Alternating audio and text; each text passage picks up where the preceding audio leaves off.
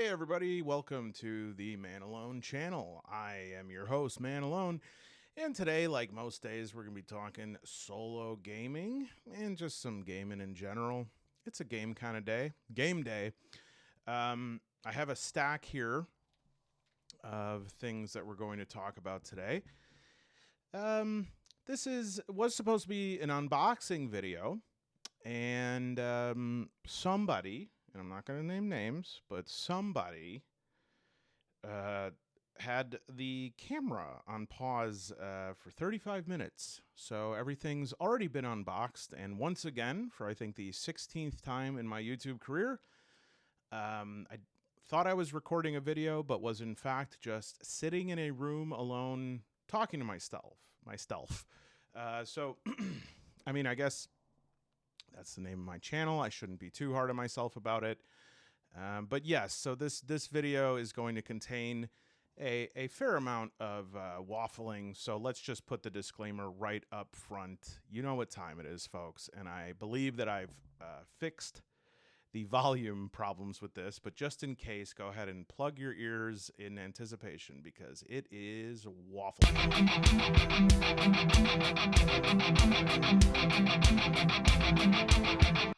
Okay, I hope that was a lot better than last time.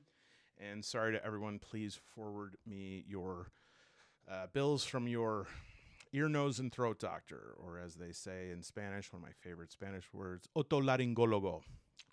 Okay, so again, this is not an unboxing video. It's just a boxing video. And we're going to discuss a couple of things. You know, I could make videos out of each of these things, but I'm just feeling so excited. I'm feeling so excited about stuff that we have on the horizon here that I just was like, to hell with it. Let's do it live. Let's just talk about it all at once. So not wanting this video to be too scattered, I think there are about 3 segments in this video. So the first is going to be introducing some new stuff I got, some new toys, and going through that. And then the second part will be talking about my tentative schedule, not really, but my list of games and things that I think I'm going to be talking about or doing a review of or a rules recap or a playthrough on this channel over the next month or so. And then finally, some sort of, let's see, revelations I've had just about solo gaming recently. So, without further ado, let's get to the content here. So the first thing first, I want to put this at the very top, even right over my attempt at my Abaddon, the despoiler picture that I was doing up front here. Right at the top, I want to give a huge shout out and thank you to David from Australia. David reached out a little while ago to my email and said, hey, Man Alone, really love this stuff. Look, I used to run a campaign for Mutant Year Zero. I know you're getting into that. I know you said you've been looking for the cards. I have these cards. They've been collecting dust on my shelf since we finished the campaign. Can you send them over? Now, to send anything free to a stranger is amazing. To also send that from Australia is even more amazing. And so David sent over the cards, which if you don't know about Mutant Year Zero cards, they're either hard to get or hard to get at a good price. And so I was just absolutely thrilled to get these. And this is going to be one of the things I've had a revelation about using cards in games. But yeah, this has threats, mutations for your character. And then it also has a bunch of artifact cards, which is what I find to be one of the most thrilling components and most soloable pieces of this is this idea of this constant like discovery loop in the game that I think is really cool. So that in and of itself would be like one of the nicest things that's happened to me all year. But David didn't just send the main card deck. David also sent over all of the card decks. And not only that, he also sent the dice set, the original dice set. Okay, I wasn't even aware of this when I started beginning my campaign of pressuring Modifius to put these dice back up. But I had no idea that these are not the first run of the MYZ dice here. And then, in fact, this one is from 2018, it looks like. You got base skill and gear dice. These were much more textured. And yes, I suppose like from a visibility standpoint, that might have been a little harder to read. But man, I mean, these are just like, these are cool, but you know, they're standard dice, 3D printable. And these ones have real personality, real texture. Ooh, are they beautiful? Look at that. Mamma mia. Gorgeous, gorgeous. Free, just sends them to me. I email back. I say, David, are you kidding me? I said, I'm not kidding you, man alone. I don't use them anymore. Have fun. I said, give me your YouTube ad. Let me thank you. He says, I don't use it. I don't have that. And I don't like social media. And I can't really blame David because social media is a neurotoxin. So I just want to say thank you, David, and you know who you are. Presumably you're the only David in Australia, so it shouldn't be too hard to know who our hero of the day is. These are not even going to get thrown in with like the other plebeian Year Zero dice. These are going to keep on display on the David from Australia memorial display over here. The cards are absolutely incredible. Each of them has like some stuff that could be used in other campaigns. So you have Mechatron, Elysium, GenLab Alpha, but they also have like some other mutation cards, 4 mutation. Now, as far as like card games go, most of them are just exactly what you need, right? There's what they are on the back, and then you turn them over and it just lists off what they are and is very clear, and I like it. That's what I need. That's what I'm looking for with the card experience. Sometimes I'm like, it'd be kind of nice or it'd be like a little bit special if I got a little something different with some of the cards. And I think in terms of those two decks, everything is going to follow that model, just like what it is, and then the explanation. It might be for GenLab too. Oh, GenLab has some incident cards, and these are going to be great for solo play to just be able to turn over and generate those incidents. Very excited. And then there's really cool ones in the Mechatron. And by the way, I don't know about Elysium, and I know Ad Astra, the newest supplement, is a true supplement. But I believe, I know that GenLab Alpha and I believe Mechatron, you can get these, and they're not only like campaign books, they're like standalone, like you could use them to play. And the Mechatron ones have these like chassis cards that I guess you could like build different robots out of them, I suppose, you know, like, so this is really cool. And I'm just really looking forward to using this to play. And of course, each deck has these artifacts and some couple extra mutation cards just to kind of sweeten the original premise. So I'm totally blown away by this. Like, this is, when I started this channel, I had no ambition other than to just like have some fun and play.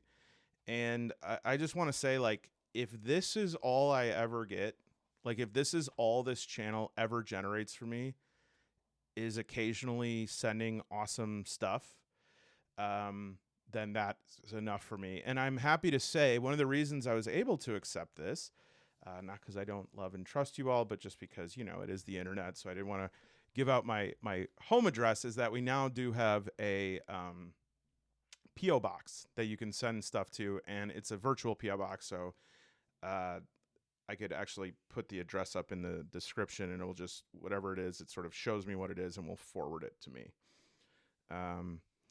And what if it was just like my grandma's house? Just like, yeah, this is my virtual P.O. box. You're like, why are you sending all this stuff?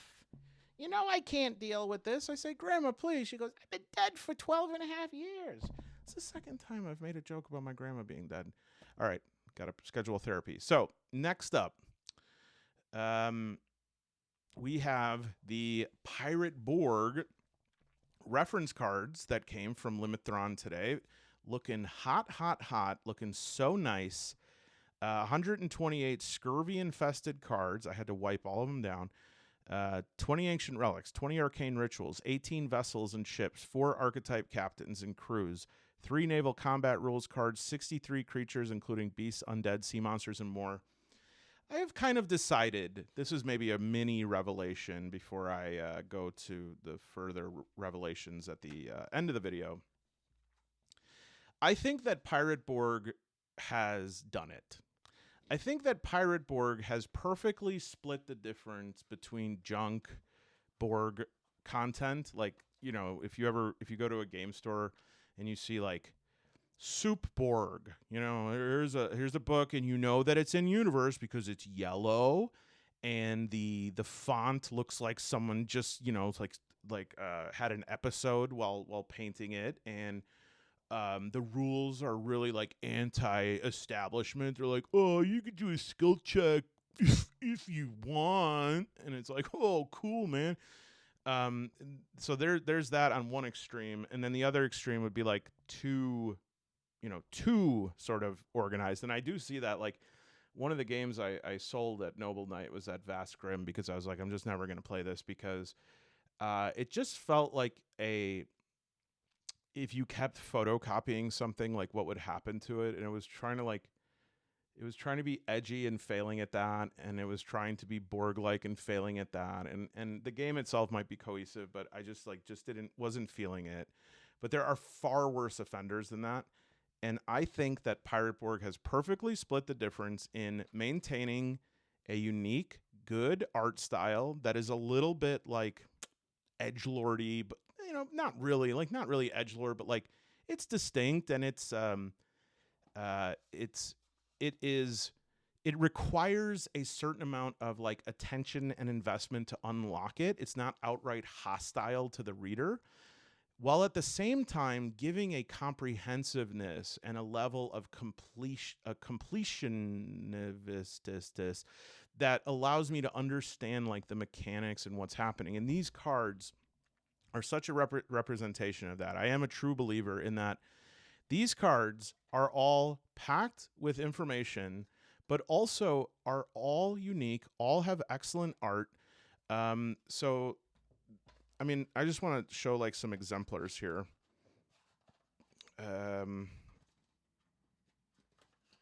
So we have, these are just like naval combat cards you could pass out. All right, so then these are these like relics, right? These kind of have like special effects to them, like Charon's Obol. If you find this relic, if you're killed, return to life the next round with 1 HP, disappears after 1 use, stuff like that. So you're like, oh, this is really cool. It's really nice. These are the only cards that are designed like that. Now we have these, which are, I don't even know what to call these, like cannons, the Marrow Carronade, the Marrow Mortar, the Bane of Barbados. And these are just these like cannons, and they have their own art style, and those are the only cards that look like that. Now we have all the vessels, the raft, the dinghy, the canoe, the piragua. Man, you know what? Just a little side here. Ships have to win the award for like the funniest names. Like, I'm even going to say like canoe is a funny word, but then dinghy, sloop. This word is, you can't even say that word without like taking out your dentures. This one's funny. That one's not a funny word, but I like that. Ghost ship, ship of bone, vessels from the deep. Okay, so these are the vessels. Awesome, all of them. These are the only cards like this. Okay, you seeing a pattern here? I want to go through all of them because they're all awesome. These are ghost captain and crew, including a ghost monkey, a ghost crew, a ghost captain, a ghost quartermaster. Here are, I believe, it says that there are 4 archetype captains, and I guess their crew, but these look like, so if we were to say the Sunken One, the Necromancer, the Inquisitor, the Admiral, the Naval Mastermind, and the Ghost Captain, it's almost like six of them. But the Ghost Captains have their own design, including with the text. And then you have like the above board captains that have their own design. And then you have like, I guess the more sort of evil or eldritch captains have their own design. Then we have the obscure oyster cult and the scavenging seagull. And I don't know what it is about these, but they also have their own design.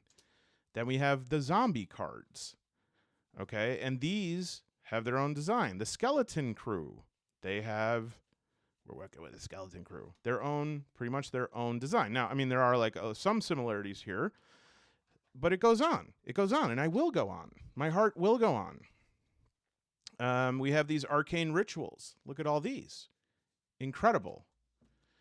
And then it gives you kind of the instructions for how to use them on the back, their own cards. These cards are incredible. And two of them like match together on the back, like to form this like scene picture. Undead Megalodon and the Kraken. So these are like very intense, scary monsters. The big Davy Jones, HP 200. The Leviathan. Those are their own cards. Sea Wraith, Gorilla Crab, Drowned, Deep Ones. Siren, I like that. Coral Shoggoth, Black Coral Crab. I just want to say about sirens, it's always like, man, sirens, they call you from the deep and you can't resist it. And then, these men go on voyage and they never come home. I don't really care how good your song is.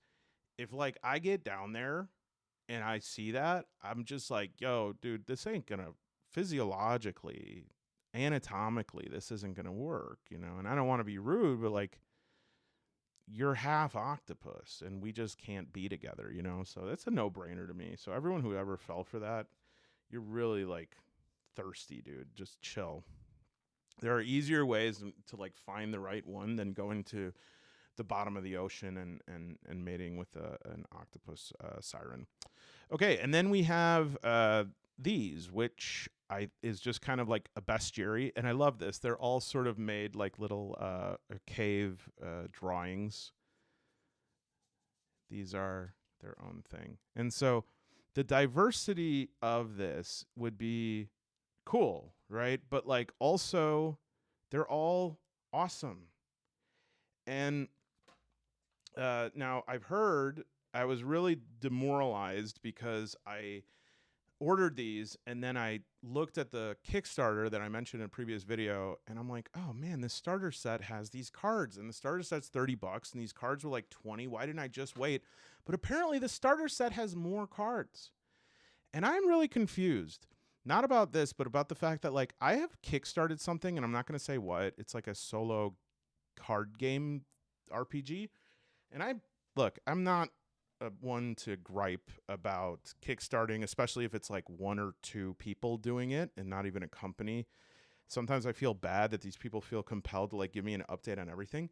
But I am now a year in, I think, and they just sent an update. They're like, all right, we finally finished the art, and now we're finding someone to print it. And I'm like, okay, how are you a year in and that's all you got into? And Limithron like has this whole card deck and they have another one coming out. How? I don't understand. I mean, unless Limithron is secretly like a multinational corporation, if it's like Limithron sponsored by GE or something like that. I just don't get it, but whatever. I mean, I'm not going to be a kick problem starter. Please unsubscribe. I deserve it after that. That was not even a joke. It's not even funny. All right. Let me pause to put these away. Okay. So yeah, these are 2022. So these are 2 years ago, but these are really special cards, and I think I'm becoming more of a believer on Pirate Borg. I think I'm going to continue I'm going to do a playthrough of that. I don't know if I'm going to continue the one that I was doing or start a new one, because I'm going to wait for the starter set so that I have like some maps and some ships, or at least chips or whatever to put out there. Just I like that to play. But I also from Noble Knight, I bought this like Impulse bought this pack of 5 of these little like tracker things, and I got home and I realized that like they had like RP on them, and so these are made for a game, and it's kind of weird. It didn't say what game it was, so I don't know if they were just kind of like repurposing them. But I figured out a way to pirate Borgify this, and that I made this is HP. I just use like a labeler here, and this goes up to 15, which I think in a board game that's probably good enough. And then there's the Devil's Luck, and this one is just single digits. I think it just goes up to 9. The most I think you could roll in a day for a character is 6. The bottom one I made in a silver because this one is able to go up to 300. Well, actually, I guess it's able to go up to 309. And I imagine we can get higher than that, but, you know. And then because this said RP, I made this one into Rituals. That goes up quite high. Now, there is one that I was not able to work on here, which is Spells. And, you know, I guess, like, if I'm not certain, I haven't played long enough to know if there's such a character who have, like, Rituals, Relics, and Spells. But this top one really worked for armor, because the armor bonus or whatever is like either +2, +4, +6 to your defense, or I guess minus. And this one had +1, +2, +4, and then it was like, then the last one was like a +8, and that's all it had. And so I was like, well, I could just pretend it's 8, but I actually was able to use this to scratch the 8 into a 6, like enough of a 6 there. And I couldn't believe it that it actually worked. Here, let me try it with this one right here. Try to make the -8 into a 6.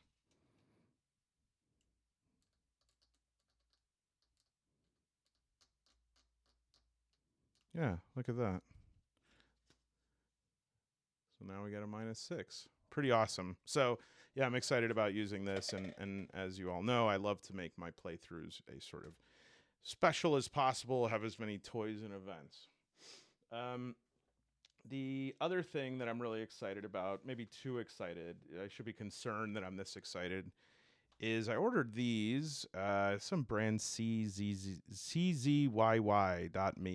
I don't know if that's like the best brand or what, but they're not glass, but they're such a strong, like, heat-treated material that they feel like glass. They're sort of like the thing around a hockey rink.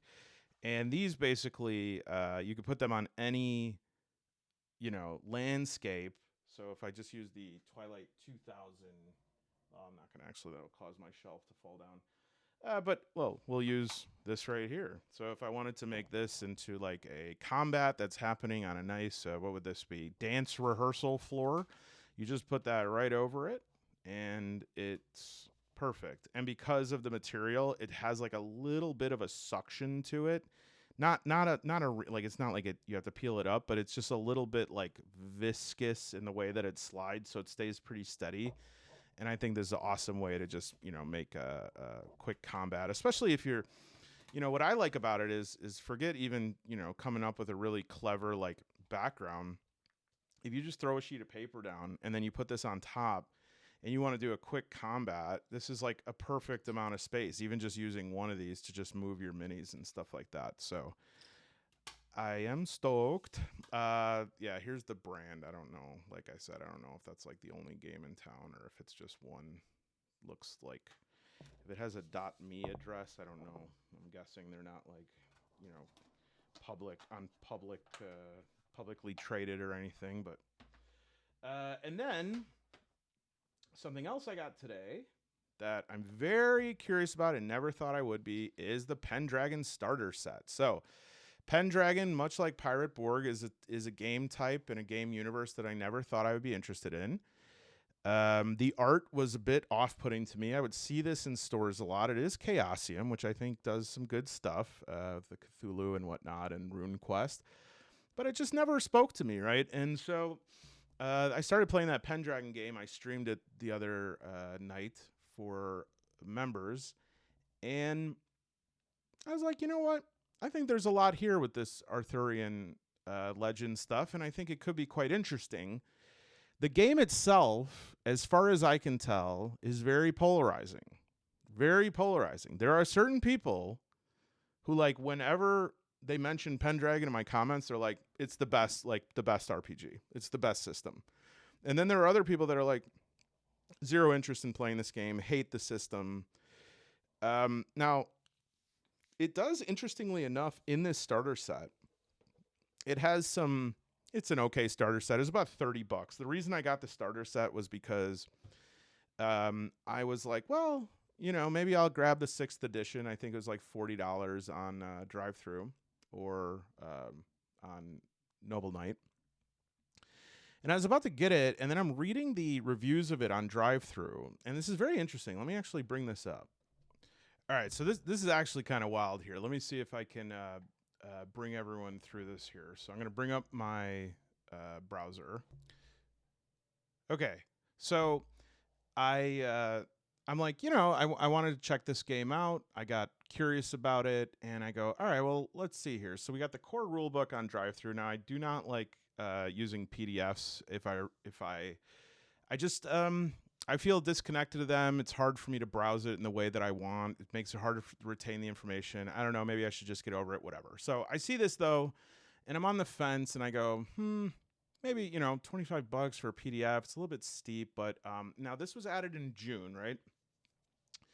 And I'm like, I'm on the fence about it. And then I'm like, whoa, these are not very good ratings, right? It just looks like 3 stars. So I scroll down, and I'm like, okay, this is a PDF. Let's see here. Pendragon, July 12th. It was added to the catalog.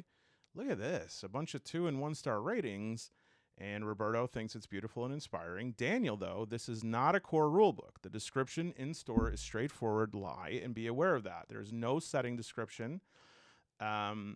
And there is, let's see, nothing about religions, magic. At best, it is a player's handbook. And even at that, it is incomplete. And so I was like, well, that doesn't sound so good. And so then I see some discussion online says, well, you know what? What you should really get is the Great Pendragon Campaign, which came out, I think, quite a while ago. Yeah, originally 2006, last update in 2015. And this thing is like the best thing to use, was what this said, for solo play of Pendragon, because it has all these different scenarios through time, and you can bring them up and go through them and sort of guide your campaign. So I said, well, that looks cool, but of course, I don't want to get this without the core book.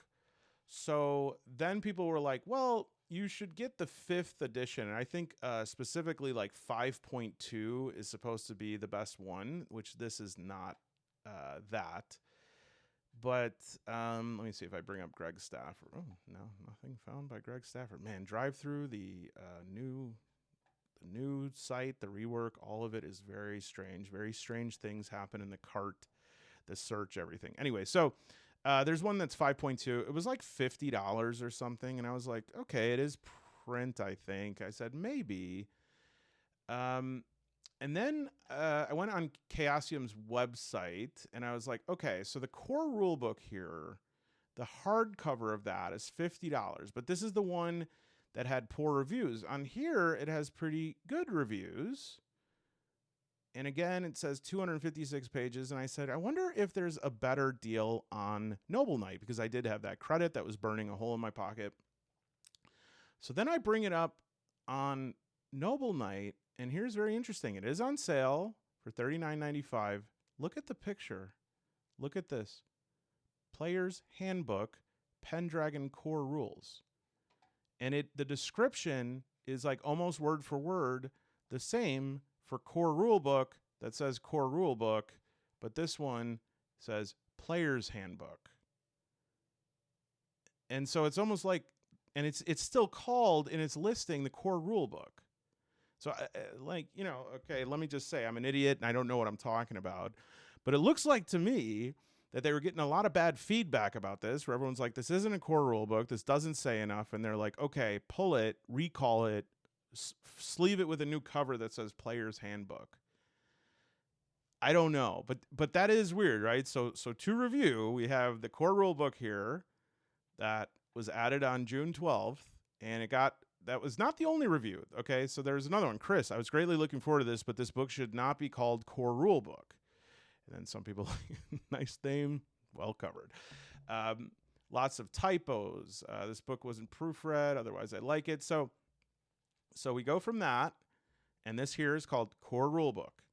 Then I go to the 5th edition. Well, this isn't important to the story, but I considered that. And then I went to the Chaosium site and core rulebook, $50. And that looks like the only one available, by the way. There's no player's handbook here. PDF's $24.99, core rule is $49. And then here we have the Pendragon core rulebook, and in the picture is the player's handbook. Now look, again, let me just point this out. It says 6 pre-generated character templates, and if we look at the core rulebook here, that's just an example. Let's look at the additional features. 6 pre-generated character templates. So this is essentially the same book. Same book. So the point being, I followed what a lot of advice was that said, the 6th edition's a mess right now. I think one of the commenters on here said this. 6th edition's a mess. Wait for them to get their ish together. And so I said, okay. And you know what I'll do? I'll grab this starter set. I'll check this out. I'll see if I like it. And we'll go from there. So I did unbox it already in a video, but just to like, I guess this will be better now because I'll be better at describing it, and it won't include me being like, oh, look at this. Wow. So some little kind of cheapo dice. It looks 66 and a D20, very generic. The art in this is so inconsistent because on one hand, I want all this. I want all this. This is okay. This is weird. Like they then go to this, like, especially here, I was like, ugh, look at this art.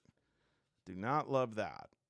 It's like sort of computer rendered bad cartoony art. I don't even know, like a DVD cover in the bargain bin.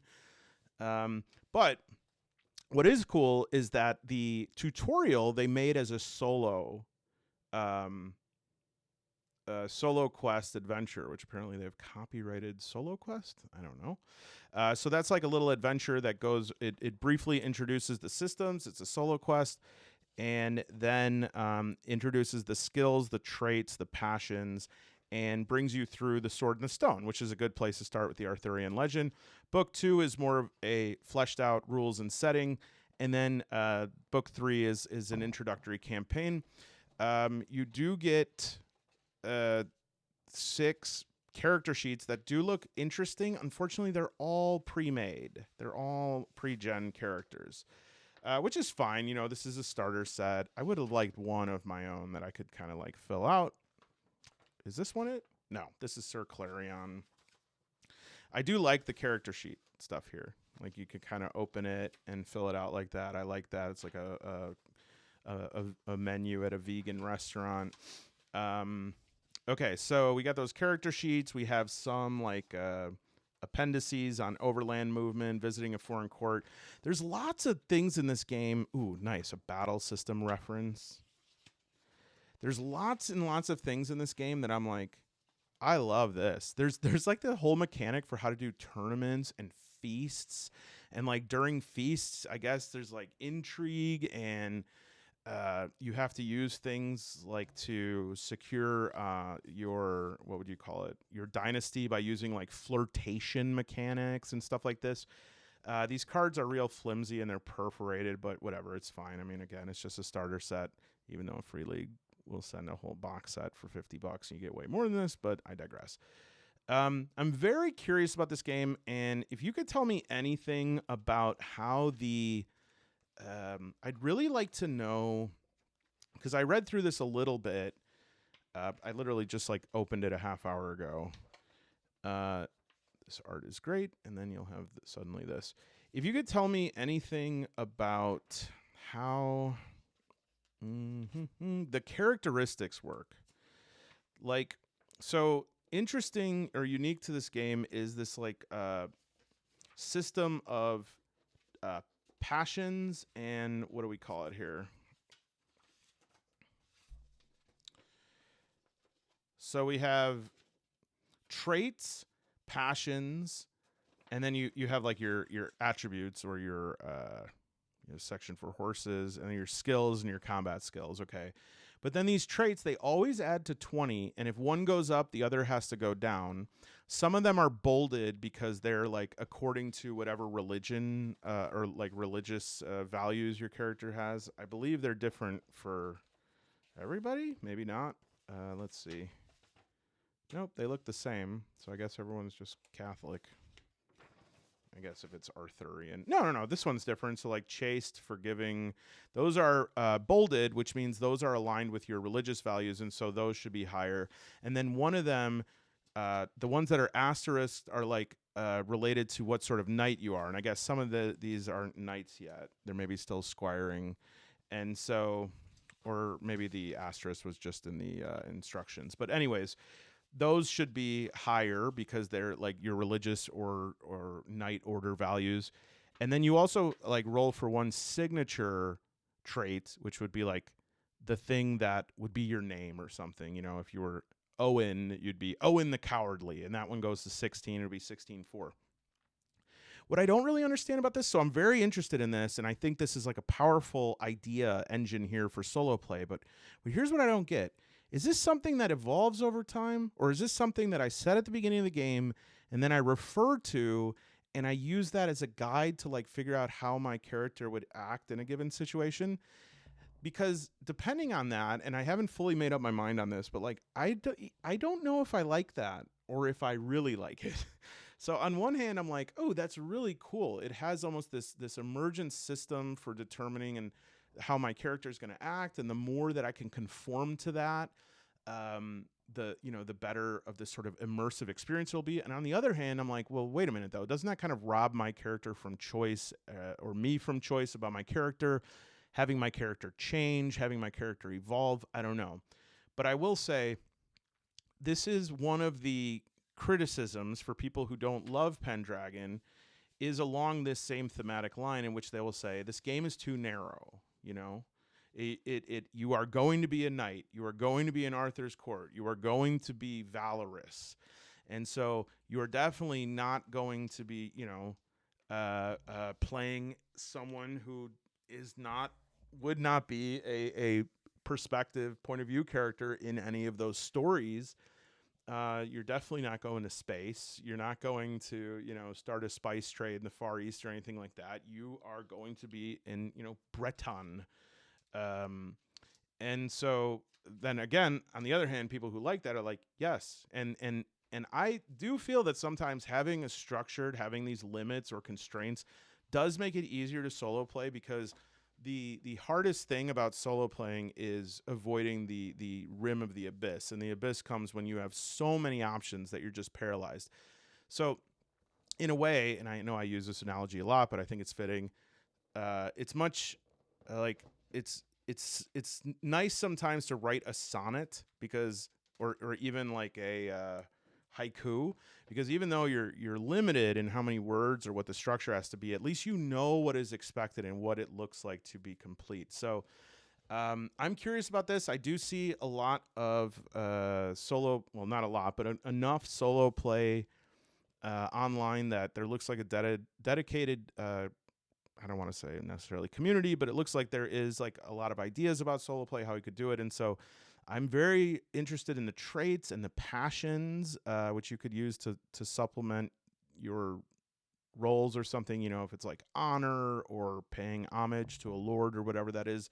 It just looks different. And again, I'm very interested in anything that's sort of pushing things forward or in a different direction, because I think even if they don't get it right, it's something to build on. So that looks very cool. So that would be probably the first in the line of things that I want to play over the next, I would say, few months. I hesitate. So originally I was going to make like a Google Doc that showed what I'm going to play over the next few weeks, months, anything. But as I was making that, I wanted it so everyone can access it. As I was doing that, I was like, I don't know if I want to do this. Number one, I don't know if I can keep to the schedule, right? This channel is just my hobby. I can't do it full time. I have a full-time job. I'm in school full time. And honestly, it's like really fun to do this, but it won't be fun if I'm like, oh my gosh, I've got to turn in this report and I've also got to get home and do this on time. So I'd rather kind of give an overview of like the buffet of things that I'm going to be choosing from. A thing I would like to do and make accessible as a PDF is like all of my games so that people can see what I have, and maybe that can generate ideas, and people know like what to ask me about and stuff. But yeah, that's a pretty tedious endeavor, so I might wait till BB gets here to help me with that. Baby BB, please. Okay, so other than that, I want to just introduce a couple things I'm going to be working on. I also want to take this opportunity to say that you beautiful sons of bees are going to do it. We now have only slightly over 100 minutes left out of the 6,000 minutes for your performance improvement plan. It looks like all of you will be saving your hides from termination. If you have not done it yet, though, please log your 60 minutes of solo play on the spreadsheet. Now, the fact that everyone gets it, that's great, but you can still be put on job corrective action, okay? Also, we have till Sunday for anyone who wants to submit the videos for the contest to be in the running for the Dragonbane Path of Glory campaign. And so I am just so, I don't want this to sound condescending, but it's just damn true. I'm just so proud of everyone, especially so many people that are like, thank you for doing this, because I finally, sat down and did 60 minutes of play, and it was awesome. And some people are really putting in time. I'm super, super impressed with that. So link below for that crypt pad. Please fill that out. If you do that, email me, and I will send you a free copy of my Year Zero +1 solo supplement, which is, it's a $3 value on drive-through, but it's just a little something to say, to acknowledge that. And especially if you're a new player, I just think if sometimes for me, I know that even if you give me the littlest incentive, I'll be like, okay, I'll do it. So please do that. And then all of that, though, will end on Sunday. And then we have BB55, myself, and PJ from the Wasteland Story podcast, who are going to vote on those videos, and we'll let people know who won the Path to Glory. Okay, so next up, Runecairn. I have been watching Incline Decline Gaming playing Runecairn. It's the weirdest things that get me intrigued in games sometimes. Let me show you this.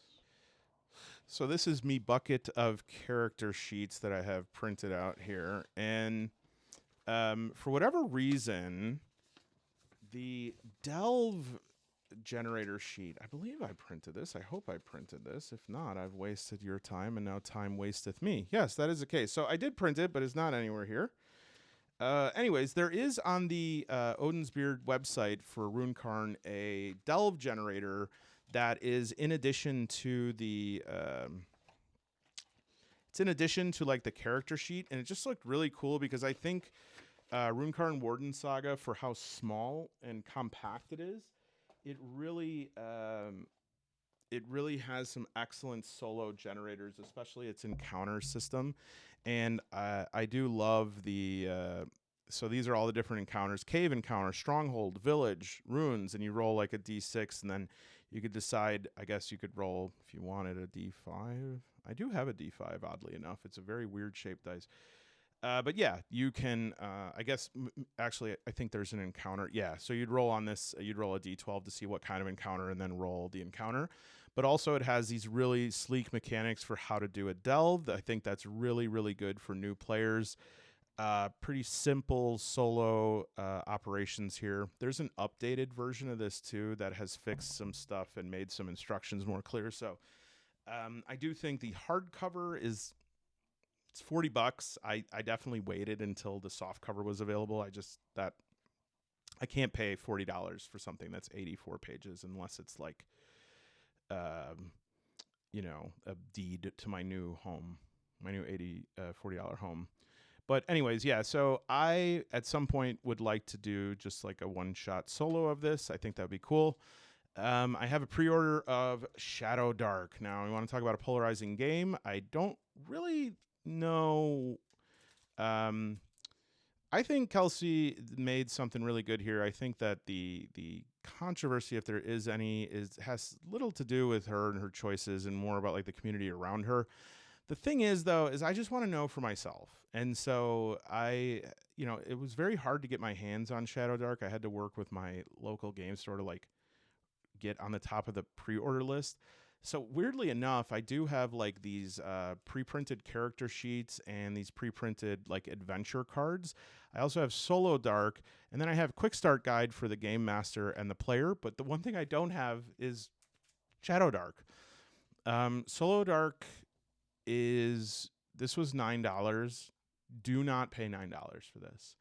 I find this very like almost naively sweet. So this is Kelsey's solo supplement, and this is I think very earnestly like, yeah, I figured out like all these really cool solo things that you can do, and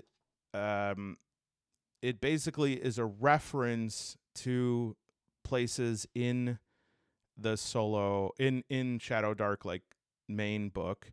It is total of 12 pages. 12 pages.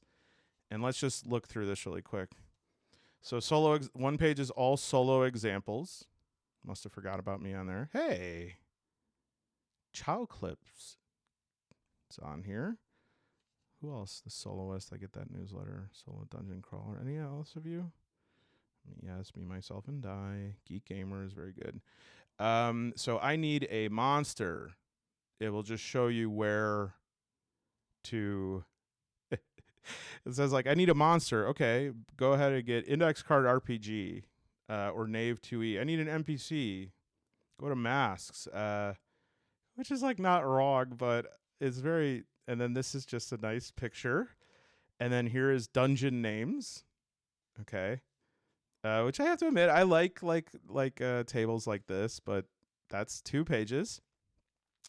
Here's explaining what an oracle is, and then the oracle is a no, yes, or twist. And there's some crits, and then the prompts, actually, these are pretty good prompts. It's a D100 of like a verb and a noun. And that's it. And it's just very, like I said, a lot of the stuff about Kelsey is so unfair because I think Kelsey is like a really, really, from what I can tell, I mean, I don't know anything from anything. And I don't even think it's my business or anyone's business to say what kind of person she is. But just to say like, there's just people, this comes out as like amazing solo supplement, like everything you need. And to see anyone who's like solo played for a while, it's like, okay. Like, I mean, this is by all definitions a solo supplement. There's an oracle, dungeon names, and some prompts, so that if I roll a 47 twice, I get lose thought. Very cool. To be fair, I do think that is pretty good prompt oracle. But anyway, so I want to try that out, and I will try that out at some point. I want to hear it from all of you of like anything you have to say about it. Just shut it and let's just play it, and I'll decide for myself. And then something else that absolutely needs to be played is Ruthless Heaven's Boundless Fate. I do feel like I'm ready to play this. I do feel like there are... Okay, Alex T also just dropped another game today. And it's like a, not a very big one. It's like 250 pages. Dude, what? How? How do you do this? And then also saying that update of Across 1,000 Dead Worlds is coming, or Across 1,000 Dead Vaults or whatever. I don't get it. You're incredible. But, yeah, I really do want to play this. I think this is... This is kind of like you ever seen Crocodile Dundee, where the guy pulls a switchblade on him and he's like, that's not a knife. This is a knife, right? Like, okay. So let's see. This is solo play, and this is solo play. And I mean, let's like not lose focus here. I don't know what this is, but I think it's $40. This is $40, and this is with tax 10. So this is 4 of these would equal this. So let's just not lose our minds. I also am making a video, folks. By the way, this is free. The PDF is free. So if you want to support Kelsey, you want to do all this stuff, go ahead. But I mean, the PDF for this is free. Anyways, do what you want. I don't care. You're not my child. I don't even know you. That's false. I've been there every second you've been alive since your birth. Okay, so my revelations. I've had some revelations, some clarity recently. Part of it I have just mentioned a little bit, and I really need to nail down my thought, because I think on this first one I don't have clarity yet. I'm approaching clarity.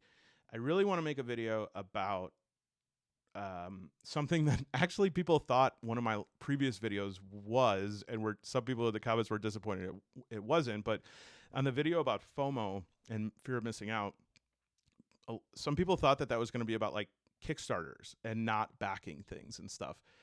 I don't think it's, like on the level of like saving the whales or anything, but I do think this is a bit of a psychological problem, and especially in solo circles, we can be very like susceptible to, if anything has a solo supplement, we feel really like we have to get it. And I'm not above this, it was really hard for me to not pull the trigger on Replicant Rebellion, the new Blade Runner, especially Free League. I love Free League because it has a solo section, because I was just like, okay, it is possible that this solo supplement is going to be really groundbreaking. And I really, really appreciate that Free League puts solo stuff in a lot of their games, and that looks to be like a very regular thing. But I was just like, is this going to be enough to make me want to play a game I don't want to play? Because I don't want to play Replicant Rebellion. I don't want to play Blade Runner. I like Blade Runner. I'm not interested in playing in that universe, right?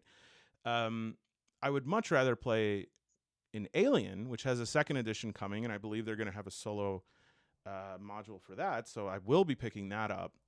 But I do want to work on this video of how we can sort of get a little bit more clarity and control and rein in this like Kickstarter, because sometimes I feel like overwhelmed. Now, for me, there's like an additional element where I really want to like share things with you guys and use the money, any money I get for this channel, I want to redirect it into those things so that I can, if anyone's thinking about buying something or they want to sort of play something vicariously, I could do that. But I do think that there is a bit of a mania that occurs about certain things that is like, I gotta get this. What happens if I don't get this? And I want to make a video just about not how to stop that or anything, take 10 deep breaths, but just to like get a more realistic, put a more realistic box around that. And I guess I'm a little bit reticent to say this because I really do think this is a very nice game and a really nice book. And again, I'm talking about nice people, but Odin's Beard, I've watched videos with him, but this is an 84-page book. And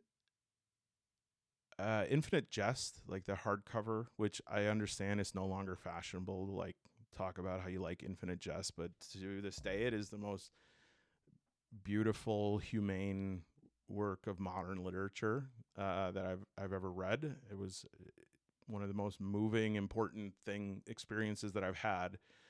You can get a new copy of Infinite Jest hardcover, which I almost think it's worth it for me to just show you Infinite Jest. Let me see if I have a copy nearby. Okay, so I'm just going to do, I know that there's like a remastered version or something. I'm just going to do the hardcover here on Exalted Funeral. And again, disclaimer, I know that Odin's Beard is not, if this is on Exalted Funeral, there's probably not the final determination of price. There's tons of pressures involved in this. There's market pressures, right? There's pressures of competition. And I saw this extremely sad post by a game writer the other day who has made an amazing, it was like a Patreon post. I don't know how widely they want to share this, so I won't say who, but like they made a very popular hardcover solo RPG, and they like broke even on it. And I could not believe that. I could not believe that. So there is tremendous pressure. But at the same time, as a consumer, I like don't care, right? Like you don't, this is not how you're supposed to make decisions. And we've kind of like been a bit mind warped by the community on certain things about like what's right and what people deserve. And it's like, yeah, but I could just like take my money and go buy like a fruit basket. I don't need to buy any of this stuff. So don't like, I'm not going to feel compelled by that. And I think what I want to figure out and figure out the right way to say in this video is how to, how to have the right mind about that. But so we look at this hardcover and you get a PDF, which whatever, my opinion's on PDF, but this $40. Okay. So this is 84 pages for $40. And this, I actually looked it up. Now, this one I bought for $4 because it was used. This is Infinite Jest, and it is 1,075 pages. And I understand that writing a book is different, but this is, you cannot tell me that it's harder to write a RPG than it is to write Infinite Jest, right? Like one of the greatest books of the Western canon, modern asterisk. Brothers Karamazov is the greatest.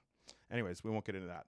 So I just want to say, like, I think we've lost our minds a little bit in terms of like what we're willing to pay. And so part of like how pricing works, it may, I think it's very warped and very distorted. And I think we need to get back to and I don't want to say get back to a consumer mindset, but like remember that it is the success or the well-being or anything of the game designer is not our primary motivation.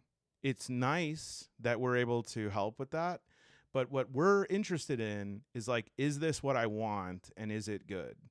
And there's been a huge warping of that I think has happened, and I just, again, when I figure this out, I'll talk more on it, okay?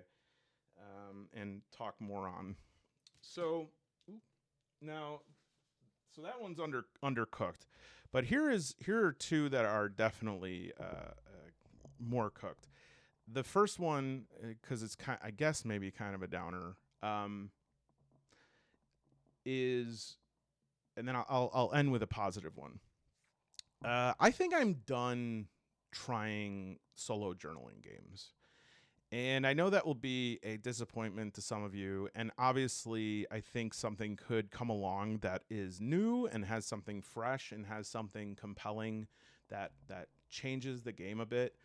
But I did go to my game store, and they had new stock of indie games in, and they had some really new, nice looking solo journaling games.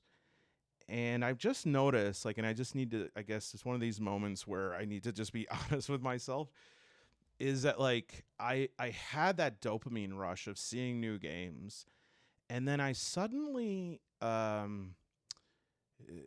it was that feeling like when I had to get a colonoscopy and I had to drink that bowel prep stuff. And if you're not 40, get ready. But I was so hungry the night before that my mind kept being like, oh my gosh, we could eat some food. And then I'd be like, oh no. And then this other thought would be like, no, you just have to drink this big jug of, whatever this stuff is.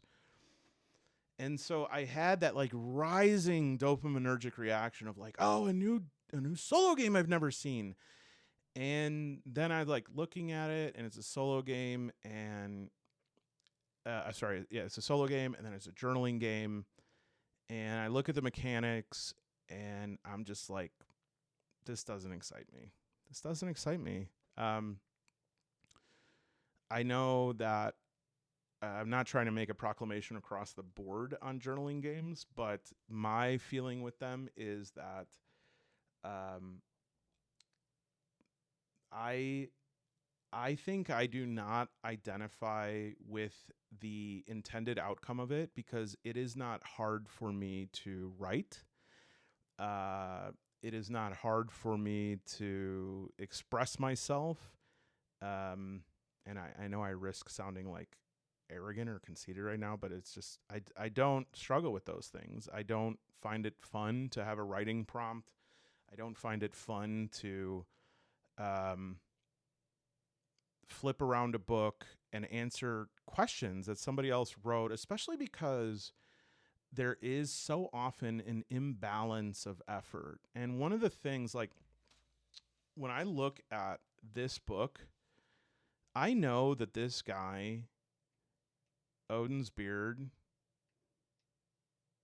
put in at least as much and very likely far more effort in creating this than I will put in playing it. You know, just looking at the tables and creating the rule set and thinking of contingencies and the delve generator. And, you know, I just don't always feel that with solo RPGs or solo writing RPGs, journaling. And so I know that the effort can be put in a different way. I know some people put it in like the art that they do it with. But I'm not seeing a ton of innovation there. I'm seeing what looks like innovation, like different systems for determining, you know, what's the end game. Almost all of them, though, involve some sort of like clock mechanic. And so you could put lipstick on a clock mechanic, but it's still a clock mechanic. And then I'm looking at the prompts and I just keep thinking, why don't you write about it? Why do I have to write about it? You know, there'll be things like, you've just walked into a room and someone's there that you didn't expect. Who is it? And I'm going, I don't know. Who cares? And now you can say that like, oh, I'm missing some essential instinct that is required for like tabletop play. But it's just how I'm wired, is that it just feels like homework. And no matter what, and it's not for lack of trying. I've tried like a dozen of these, and I've had some pretty good experiences, right? I just don't know if the juice is worth the squeeze. And again, I just don't know if like, I just get the sense that I'm trying harder sometimes than the journaling author. So if you are a solo journaling author, you know, you might scoff at that. You might say you have no idea what it takes. And I just want to say, like, to put together any book and to put it to print takes a lot of effort. Okay. So I'm just talking about my sort of visceral response to this. And that's really all that matters, right? Like you can sit here and tell me all about how like your game works and what's cool about it and why I should play it and why I should whatever. But when it comes down to it, this is what it is. Does that feel good? Did that feel good? Right? Like, okay, I'm going to look at what happens now. Does that feel good? Does that feel interesting? Does that grip me? And I don't want to like bring out any examples because I don't want to put anyone on blast. And I think there are like edge cases that are quite, that do hold some interest. And I'm fairly certain at some point I'll eat my words, right? If there's an innovation on it that changes it. But for right now, I don't think I'm going to be giving, I'll say it like this. I don't think I'm going to be giving them chances anymore. Like I'm not interested. Thanks. Okay. Yeah, I'll leave it there. Screw it. And then the positive thing I want to say, not that thing was negative. It was just honest. AWNEST, honest. The positive thing I want to say is that I am officially a card boy. Now, to become a card boy, what has to happen is that you have to have a conversation with yourself, a very brave conversation, right? In this brave conversation, you have to admit that you love something that makes no sense and is fundamentally stupid and unnecessary. Not stupid, but unnecessary. And that is, I freaking love cards, even if they contain information that is already in the book. I love them.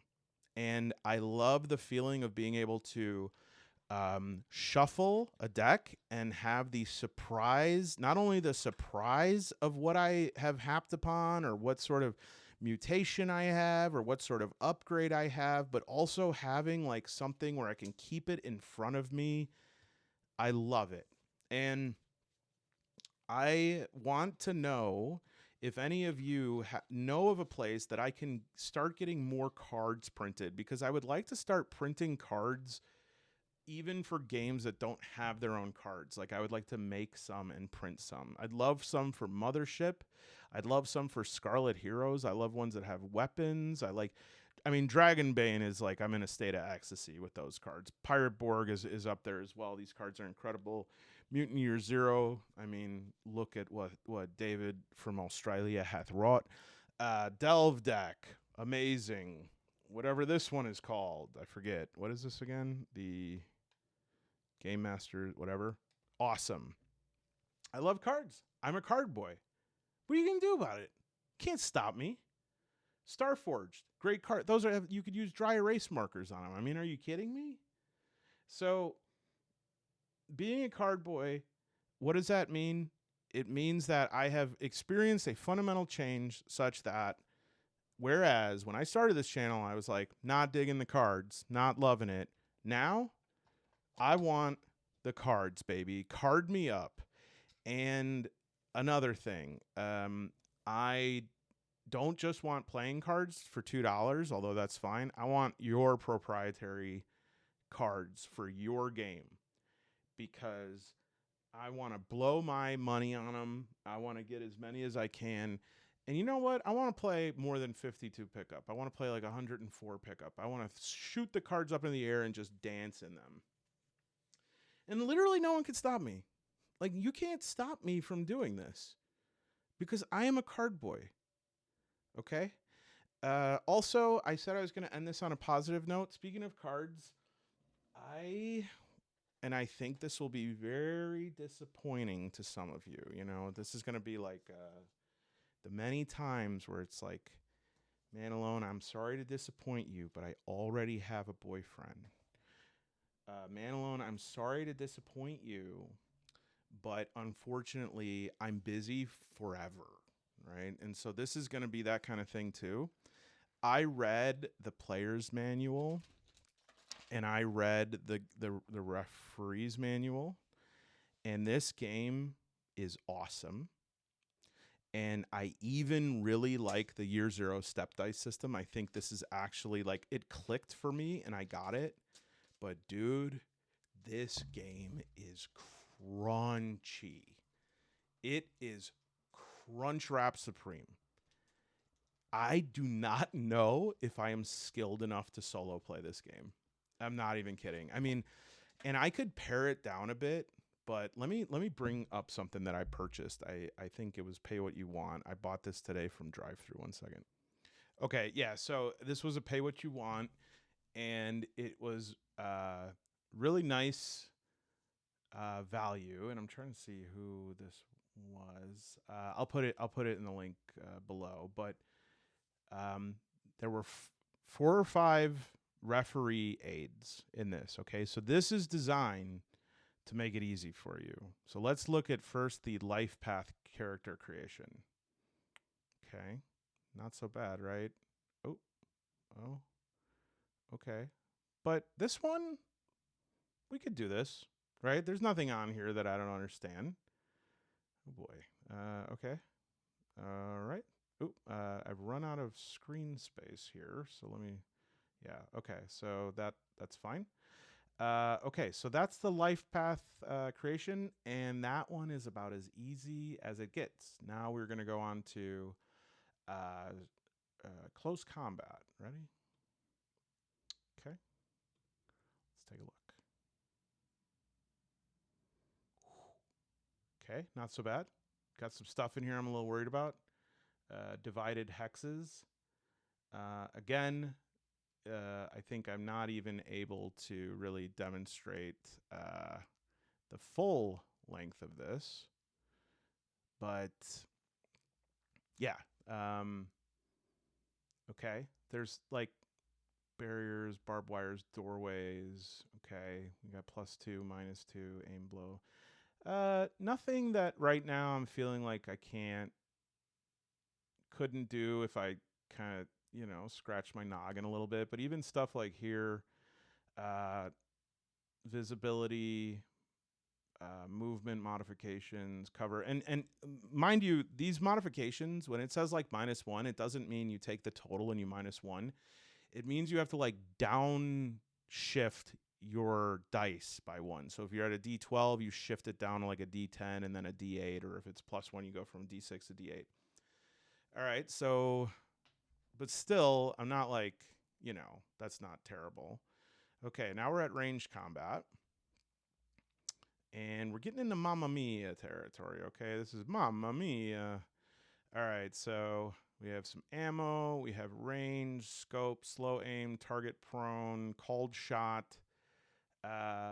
Is it a hit? Weapon-based damage, reroll. Is there a mishap? Now we roll the location dice, which actually seems cool.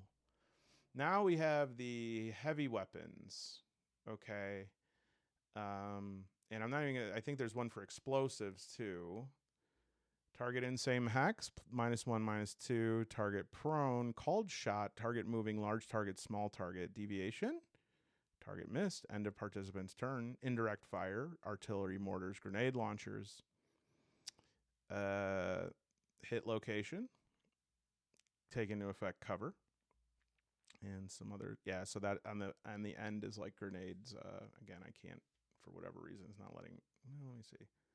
There we go. Yeah, so then looking at the blast radius, the blast damage. Okay, and then the last one is strategic play. I'm not even quite sure. Let's look at this one. Strategic play for the purposes of this aid is defined as a play that happens on a travel map. Hexes mentioned. So we got weather effects. And, I just got to say, this is an extremely impressive tool. Alcohol fuel task examples. I like that. Interruptions.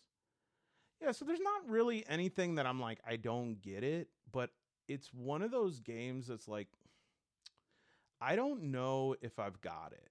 I don't know if I have enough to like consider all of this. And I don't know if I'm strong enough to like be able to forgive myself for that. I will feel like I'm not playing the real game as written. But it's just a lot. It's a lot. So I don't know. I'm scared. And the playthroughs I've looked at, they're not great. So if anyone could point me to like a really good playthrough, or maybe if I'm over exaggerating here with anything, but I just want to say, and to those I know, there's going to be some among you who are merciless, who are just going to say, nothing there that's difficult. I don't understand what you don't understand. Okay, so first of all, thank you. But second of all, I'm managing all that on top of all the character stuff for solo play. I'm also generating scenarios. I'm also using oracles and figuring out prompts, and I'm managing potentially multiple combatants, right? Because I don't see how you could play this game without 3. You'll get aced in a minute. And so you need somebody to give you like med kits. So I'm going to be controlling at least one PC and some companions. I just don't know if I'm strong enough, folks. So look, I'm not closing the book on that, obviously, because I almost bought Urban Operations today. It's $40 because I really like this. I really like this game. I mean, I think there's something here that we're missing out on by not playing this more, but I'll be damned. It's a lot. And so if you have any encouragement, let me know. And just so that we do, again, close the video on a solo note, or on a solo note, on a positive solo note, I just want to say once again, thank you, David. And I want to say once again that I am a card boy. I want all the, look at this. I want all the cards. Splash me with the cards. Look at, pay the man his money. I want cards. I'm a card boy for life. You cannot stop me. If we were playing Pendragon, my one trait, my signature trait would be like, Manaloni, the card boy. I don't know why I'm Italian, but okay. Anyways, thanks everybody. It's been really fun, and I'll miss all of you. And is that weird? Should I have said I'll miss all of you?